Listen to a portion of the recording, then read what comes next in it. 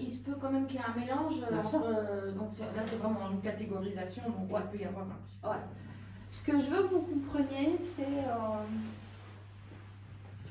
cette histoire de synergie entre ce qui se passe à l'intérieur de soi et ce qu'on émet à l'extérieur de soi. Voilà. Si vous arrivez à comprendre qu'il y a une balance indispensable entre nos ressentis intérieurs et ce qui se passe, et que le féminin arrive avant le masculin.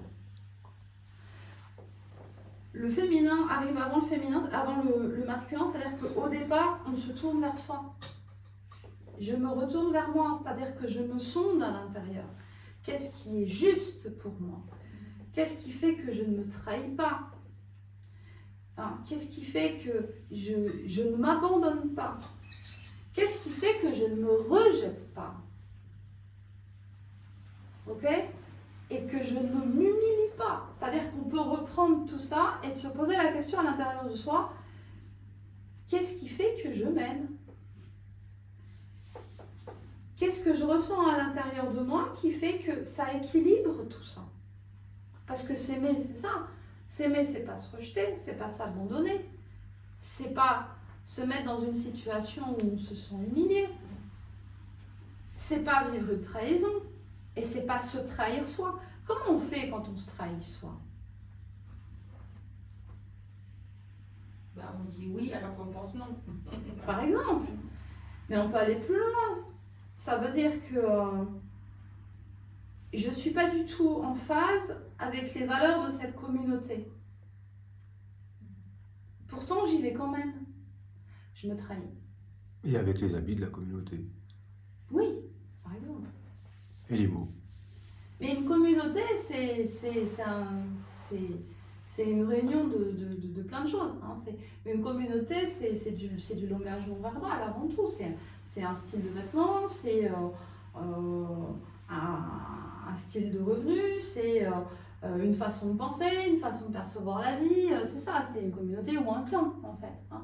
Donc cette communauté a des valeurs. Une façon de s'exprimer, il y en a qui sont dans la vulgarité, il y en a qui sont au contraire dans un langage très châtié, etc.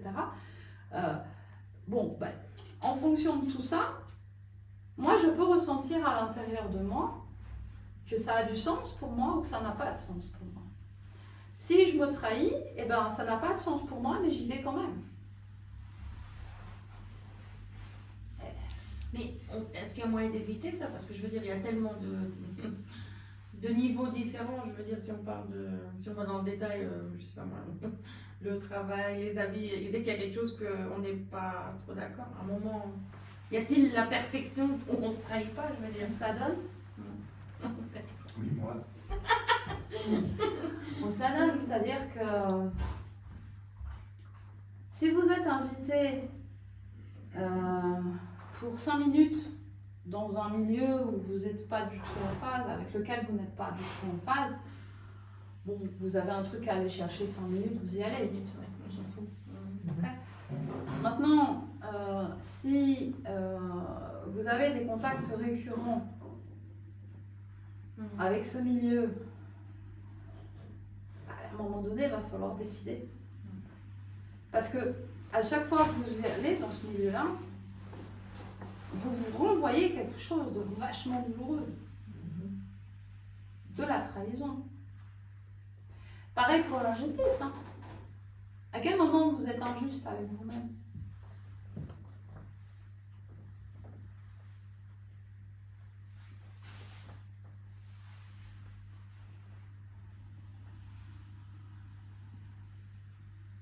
Alors, vous n'êtes jamais injuste avec vous-même? On est injuste avec soi-même quand, par exemple, on est très fatigué. Et puis, il y a le gamin qui dit « Ah, maman, il faudrait que j'aille faire des courses. » Ouais, il est 19h, le magasin, il ferme à 19h30, vous êtes claqué, et le gamin, il a oublié de vous demander, je sais pas, une gomme pour son cours de maths de demain, quoi. Et bien, vous êtes injuste avec vous-même quand vous dites oui à votre monde. Point.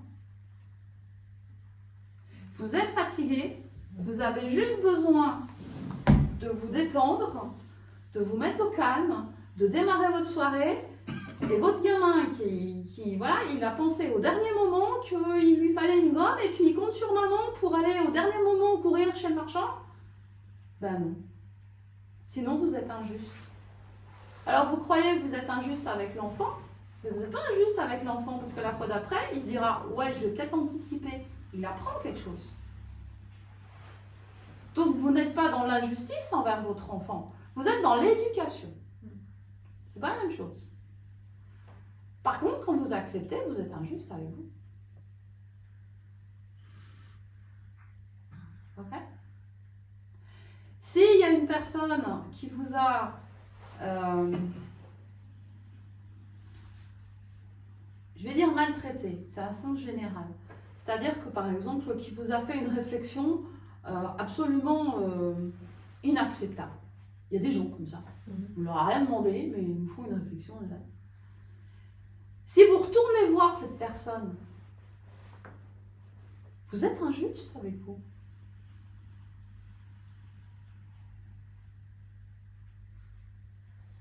Et si c'est une personne importante dans notre vie? Si c'est le voisin, c'est pas important. Je ne sais pas ce qu'est une personne importante pour moi qui a des comportements inacceptables. Soit on est important pour moi, soit on a des comportements inacceptables. Oui. Donc, je me trahis et je m'abandonne et je suis injuste avec moi si je considère que mon environnement proche, j'accepte des comportements inacceptables. Et ça fait un peu, pour moi, ça m'a l'air très noir et blanc. Ben, ça l'est. Parce qu'en fait, cette même personne peut aussi apporter du bien, mais à un autre niveau peut-être. Peut-être que cette réflexion est arrivée avec d'autres circonstances. Donc de voir ça basé sur une réflexion. Non, c'est basé sur à quel moment on est injuste avec soi. Après, ça c'est... Là, on est sur les bases des bases. Ouais. Hein. Après, tout ça, il faut le prendre et il faut le positionner dans ce qu'on appelle la distance relationnelle. C'est-à-dire que où est-ce que j'accepte, dans mon champ émotionnel, de placer l'autre? Et c'est là où ça cafouille, en général, énormément. Il y a plein de personnes que vous considérez comme vos amis, comme des copains, comme des simples connaissances, comme des proches, des super proches, etc. Un, vous ne savez pas pourquoi, et deux, vous ne savez pas sur quels critères vous basez. Donc c'est en fonction du temps, en fonction de l'opportunité, en fonction de la durée, de combien de temps on connaît les gens, que vous avez une distance relationnelle. Et tôt ou tard, si ce n'est pas conscient, si vous ne savez pas pourquoi vous avez positionné ces gens-là dans votre vie, à cet endroit-là, il y aura une souffrance. Ok? Donc évidemment, quelqu'un peut avoir un comportement inacceptable une fois. Ben, c'est là où on pose ses limites. On peut dire, écoute, je t'aime très très fort, mais ça, plus jamais. Ça s'appelle poser une limite. Et ça s'appelle éduquer. Hein? On ne va pas foutre son gamin à la porte parce qu'il veut une gomme à 19h. Ok? On l'éduque. Mais bien souvent, surtout si vous êtes dans l'hypersensibilité, surtout si vous êtes dans un flux féminin plus riche et plus prégnant, vous ne savez pas poser des limites, vous ne savez pas dire non. Donc de ce fait-là, vous ne savez pas éduquer votre environnement. Un collègue de travail, ça s'éduque. Un mari, ça s'éduque. Un enfant, ça... C'est-à-dire qu'en fait, c'est ce qu'on a dit au tout début.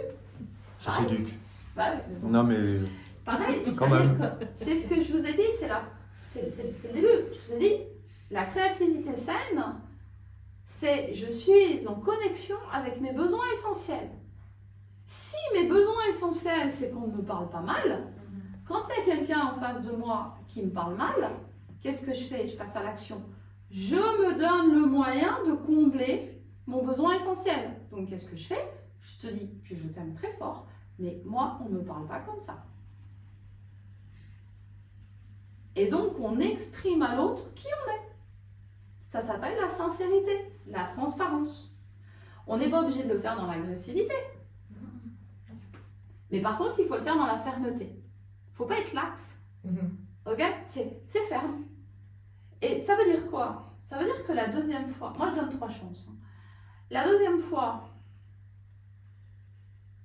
la personne elle recommence. Tu te souviens de ce que j'ai dit? Ça, je veux pas. Je peux pas faire rentrer ça dans ma vie, c'est pas possible. Ok? Donc la deuxième fois, la personne elle a pas écouté une première fois, je suis obligée d'en remettre une couche une deuxième fois. Émotionnellement, ça me dérange. Donc émotionnellement, je me recule. C'est-à-dire que sur mon cercle de relations, la personne qui était peut-être amie avec un grand A va redevenir amie avec un petit A. En attendant de voir. Et si la troisième fois, elle a un comportement qui n'est pas acceptable, mais pas forcément inacceptable, c'est-à-dire que c'est pas qu'elle va m'insulter ou qu'elle va me hurler dessus, etc., mais qu'elle va faire un truc, voilà, elle va être déclassée en copain. Mais quelqu'un qui va, par exemple, se mettre à m'aboyer dessus ou à me taper physiquement, là, il n'y a pas de 3 fois. Hein. Ouais, d'accord. Oui, oui. Là, ça fait partie de mes inacceptables. Donc là, c'est pris et c'est même plus une connaissance, quoi. C'est fini. N'existe plus dans ma vie. Il faudrait un tableau aussi là comme important et urgent. Oui, mais on, voilà, ça fait partie de ce que je veux vous transmettre, hein, parce que c'est hyper important. Mais pour ça, vous devez comprendre d'où ça vient. C'est clair? D'autres questions? Quand est-ce que vous vous rejetez?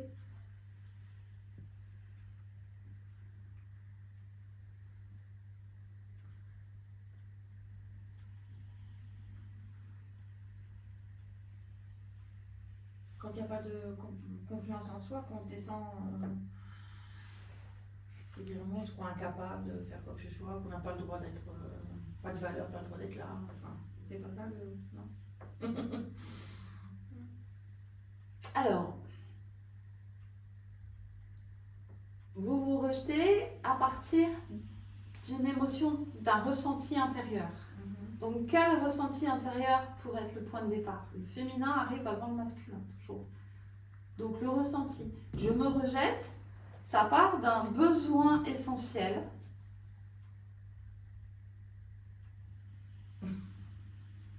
D'un ressenti, de quelque chose qui est...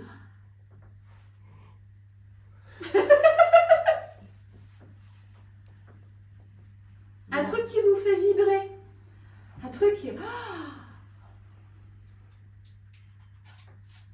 je sais pas, vous avez... je sais pas, vous avez une passion, quelque chose, un passe-temps, quelque chose que vous aimez faire, que vous... Voilà, que c'est... Et vous vous rejetez quand vous faites quoi? Quand on a la peur. Pas forcément quand on en a peur, mais quand on considère que c'est nul, que c'est pas exploitable, que c'est pas intéressant, que c'est subalterne, que c'est... Vous avez un truc qui... c'est génial, c'est super, ouais, puis vous avez un talent. Vraiment, vous avez un talent, quoi. Ok? Vous avez quelque chose, vraiment, vous avez un don, vous avez un talent. Et vous vous rejetez quand vous dites, oui, non, mais c'est un talent, mais c'est juste un hobby, quoi. Non, je peux pas en faire un job, c'est pas possible, je peux jamais gagner ma vie avec ça. Là, vous vous rejetez.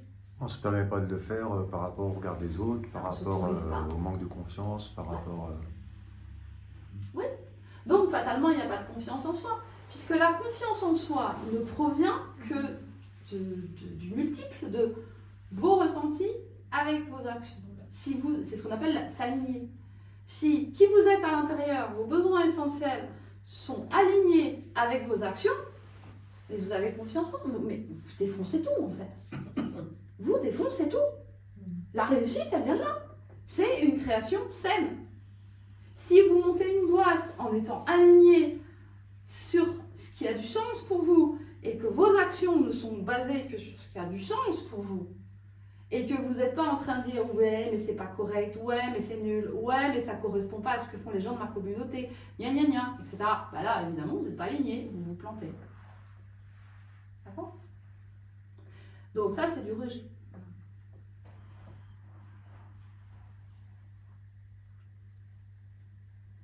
C'est-à-dire qu'en fait, il faut le comprendre, vous avez un don, vous avez un talent, et vous refusez de le concrétiser parce que vous trouvez que c'est pas assez bien. C'est pour ça que quand on rejette son féminin, on finit par être perfectionniste dans d'autres domaines. Ok, ça va? C'est bon? Alors, comment on fait pour équilibrer? Alors, évidemment, il y a plusieurs niveaux. Hein, le niveau physique, le niveau émotionnel. C'est des exemples. Hein. Si vous voulez augmenter votre flux masculin en passant par le physique, en passant par la matière, hein, ce qui est intéressant justement pour les gens qui ont du mal à être dans la matière, l'objectif c'est de passer à l'action et d'aller jusqu'au bout de l'action. Un exemple tout idiot, c'est ouais, je vais passer l'aspirateur dans mon salon. Ah, mais il va falloir passer l'aspirateur partout dans le salon. Il faut vraiment passer l'aspirateur à fond et vous vous arrêtez pas tant que c'est pas fini, tant que ça n'a pas été jusqu'au bout. C'est pas juste un petit coup comme ça pour faire propre, c'est j'y vais à fond. Toute activité que vous passez à l'action, vous allez à fond, vous creusez. Hein, ça va mettre du masculin. Apprenez le fonctionnement de votre corps et puis faites-le fonctionner. Il y a le corpoflex que vous connaissez, hein, ça fait remuer le masculin. Hein. Ça vous brasse la matière, comme on dit. Apprenez à repérer les moments où vous cherchez à fuir la réalité. Quand vous discutez avec quelqu'un, au lieu d'être là, il y a des idées, là, et puis ça y est, vous partez sur des trucs, hein, vous commencez à avoir des associations d'idées, des pensées, des machins, puis finalement vous l'écoutez plus, puis vous repensez à vos trucs, et puis l'autre il part, et puis vous n'êtes plus dans la conversation. Essayez vraiment de vous recentrer sur les échanges, écoutez chaque mot. Il y a un truc aussi que j'ai pas noté là, vous pouvez par exemple écouter de la musique classique, et vous focalisez sur un seul instrument. Et vous ne lâchez pas l'instrument jusqu'au bout. ouais, mais c'est pas évident. Hein, pour les gens qui ont du mal, parce que quand on est en déficit de ce flux-là, on a du mal à être focus. Et si c'est le triangle qu'on écoute? Eh ben, tu changes d'instrument. Appliquez-vous dans un groupe, justement parce que c'est pas votre point fort. Hein. N'ayez pas peur de faire des erreurs. Et si c'est le triangle qu'on écoute? Voilà. Hein. Quand on est en vide de masculin, on est très... comment dire? Une action, c'est important. On n'en fait pas beaucoup. Donc quand on en fait une, on veut qu'elle soit top. Et donc en fait, on conceptualise, et on remet le truc, et on veut que quand ça sorte, ce soit nickel. Ok? Non. Le masculin, le principe du masculin, c'est de tirer dans tous les sens. Hein. C'est l'élan, c'est l'enthousiasme. Il tire dans tous les sens. Et s'il n'y a pas un féminin qui l'attire, il tire dans tous les sens. Non, mais c'est pas une blague. D'accord? Donc, le féminin doit être effectivement vibrant et attirant pour que le masculin soit canalisé. Donc, quand on est en vide de masculin, il ne faut pas hésiter à tirer dans tous les sens. Tant pis si ça ne marche pas. Au lieu de suivre une recette de gâteau, machin, vous faites un gâteau à l'inspiration, mais vous allez jusqu'au bout. Et puis vous vous lancez, plutôt que de dire j'ai pas le temps, machin. Non, vous concrétisez. Rentrez dedans, il faut rentrer dedans. Apprenez à maîtriser le temps. Regardez-vous dans un miroir, parce que le temps c'est très concret le temps. Hein. Regardez-vous dans un miroir pour apprendre à vraiment définir vos limites corporelles. C'est important. Touchez-vous, définissez. Vraiment, vous devez rentrer à l'intérieur dans votre corps. Discipline, implication, présence. Alors, vous pouvez être présent physiquement, puis avoir l'esprit. Apprenez-vous à ramener ça. Pour le féminin, méditez. ou travailler ce qu'on a vu la dernière fois. Toucher les autres. Alors pas...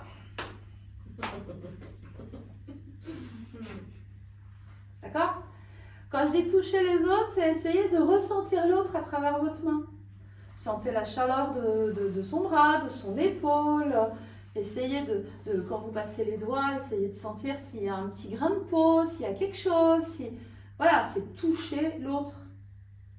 Mais ça peut être aussi toucher l'autre avec une certaine forme de sensibilité. C'est-à-dire changer le son de votre voix, essayer d'être dans la douceur, essayer de... Voilà, c'est toucher l'autre à tous les niveaux. Ça va vous obliger à aller chercher ça ici, hein, vous vous souvenez, cognition sociale, hein, une relation à l'autre, hein, et puis à sortir de... Je t'attrape, quoi. Apprenez à vous accepter, à vous aimer tel que vous êtes. Ces deux choses-là passent aussi par un développement de la sensualité, le travail des sens. Développer son flux féminin peut être aussi, si vous n'êtes pas à l'aise avec votre corps, ça peut être aussi d'aller voir un photographe qui fait des photos de vous, du nu par exemple, ou de la photo érotique. Hein. Ça va vous donner une vision de vous qui est beaucoup plus féminine, beaucoup plus dans ce flux-là, qui va vous ouvrir sur autre chose. C'est-à-dire que vous n'allez pas juste voir vos contours, vous n'allez pas juste voir votre forme. Avec cette photo-là, avec l'œil du photographe, vous allez voir la beauté de qui vous êtes. Vous allez voir la beauté de vos formes avec la lumière et tout ça. Ça va vous aider à vous voir dans quelque chose de beaucoup plus sensible. Hein, donc la douceur, la tendresse, la détente, ça peut être en écoutant des musiques qui sont plus des musiques tournées vers ça. Hein. Vous ouvrir l'esprit à une nouvelle façon de voir les choses. Les voyages, c'est super pour ça. Hein. Pour développer son flux féminin. Planifiez moins, laissez-vous un peu plus guider par les événements. Donnez-vous hein, on a parlé de la priorisation il y a 15 jours. Et dans la priorisation, il y a des importants. Okay? Et un des importants, c'est effectivement de pouvoir se ressourcer. Et de ne pas être tout le temps dans faire. Donc il y a des importants qui sont dans l'être. Ben, c'est ça. Planifiez moins, c'est des moments où vous vous laissez guider par les événements. Hein, laissez-vous un samedi après-midi que vous laissez vide. Et puis vous verrez bien comment ça se remplit. Vous verrez bien à 2 heures après avoir déjeuné, si vous avez envie de regarder un film, si vous avez envie d'aller faire du shopping, si vous avez envie d'appeler une copine, laissez-vous ça ouvert. C'est ça le flux féminin. Faites-vous des grimaces tous les matins dans le miroir, ça détend. Bah ouais, parce que le masculin il est vachement sérieux, il est très rigide. Hein, donc il faut faire le clown. Je crois que mon côté-là, il est bien développé. Voilà, allez vous faire masser, laissez-vous toucher, voilà, hein, c'est voilà, toute cette sensorialité. Habillez-vous décontracté, allez chercher la souplesse dans votre corps. Hein. C'est du flux féminin. Okay. Au niveau émotionnel, bon, bah, on va retrouver pour le masculin un peu tout ce qu'on a dit. Hein, donc, retrouver votre source d'énergie et bien-être intérieur, c'est la maturité émotionnelle. Et ça, on va le travailler. Hein. C'est cette stabilité émotionnelle. C'est-à-dire que vous ne vous laissez pas envahir par l'extérieur. Okay. Travailler sur la confiance en la vie, en les autres. Le masculin sait qu'il est capable de passer à l'action et de vous sortir de n'importe quelle situation.